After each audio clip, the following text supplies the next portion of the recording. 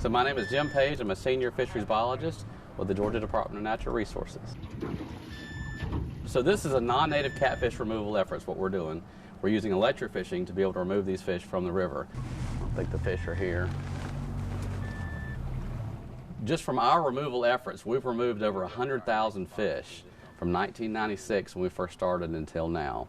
And as a result of moving those fish out and taking them out of the population, and that's just for flatheads, that's not taking into account blues, we've actually seen some of the areas where historically we had good red breast fisheries that have begun to decline or had begun to decline. We've started to see them rebound as a result of many of those those flathead catfish being removed and taken out of the system. So the place I'm going to start up here has got a lot of old dock pilings right on a bend with a creek, basically a little small creek mouth that comes out.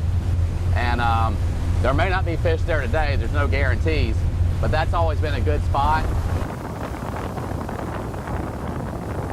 One boat is a shock boat, one boat is a pickup boat. The shock boat essentially has a 50-foot copper cable that hangs off the back of the boat.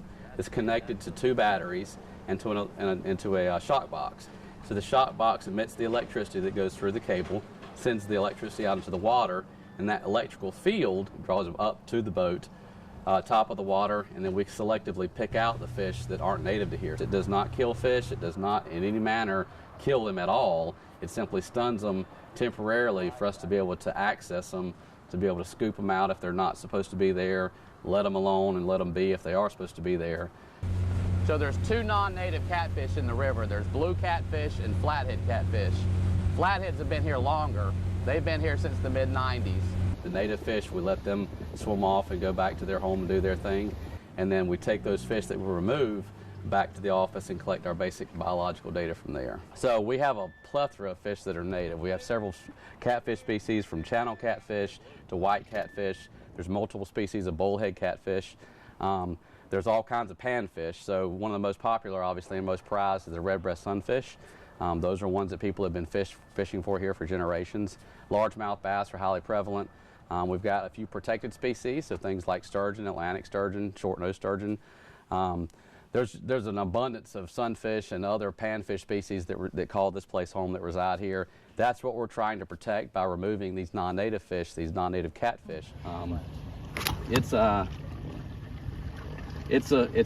tough thing for him, but for the ecosystem at large, it's a very good thing to have these fish be taken out of here, because again, they don't belong here, and the impacts they can have here can be tremendous and can be very bad.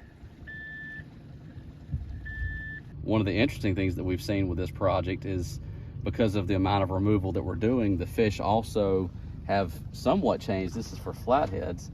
They've sort of changed some of their reproductive strategy, we think, as well, because we're actually seeing fish mature and become gravid or become reproductive females, if you will, at a much younger size and much younger age than historically either we've seen them in the river and they've seen them in other areas. We have a limited number of people that cover this river on a professional basis, and so we need the help of the public to go and be our eyes, our additional eyes and ears out on the water, and report things that seem unusual to them, that don't seem right. Again, that's why we're here, is to serve the public and to help make sure that these ecosystems are protected and that they're sustainable. And so, you know, we rely on folks to report to us what they see, and then we can respond accordingly. And as partners, we can help hopefully make a difference and keep these natives around for a long time, and so that our future generations can enjoy them as well.